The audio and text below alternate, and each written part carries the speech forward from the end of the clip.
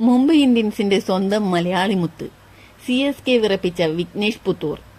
Mumbai Indians scouting team കണ്ടെത്തിയ യുവ പ്രതിഭകളുടെ നീണ്ട നിരയിൽ ജസ്പ്രീത് ബുംറ, ഹാർദിക് പാണ്ഡ്യ എന്നിവരുടെ നിരയിൽ ഇടം പിടിച്ചിരിക്കുകയാണ് മലയാളി താരം വിഘ്നേഷ് പുത്തൂർ.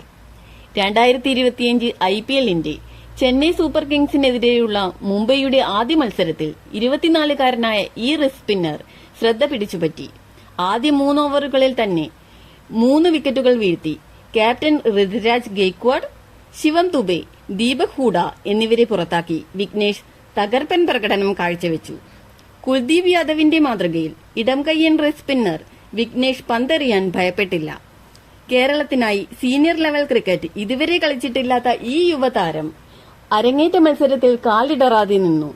സൂര്യകുമാർ യാദവിന്റെ ക്യാപ്റ്റൻസിയിൽ ചെന്നൈ സൂപ്പർ കിങ്സിനെതിരെയുള്ള മത്സരത്തിൽ തന്റേതായ വ്യക്തിമുദ്ര പതിപ്പിച്ചിരിക്കുകയാണ് നമ്മുടെ ഈ മലപ്പുറം പെരിന്തൽമണ്ണക്കാരൻ.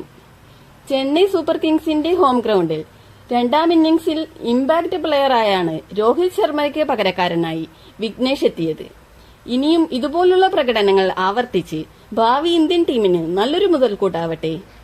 വീഡിയോ ഇഷ്ടമായാൽ like, share and subscribe for more videos. Thank you.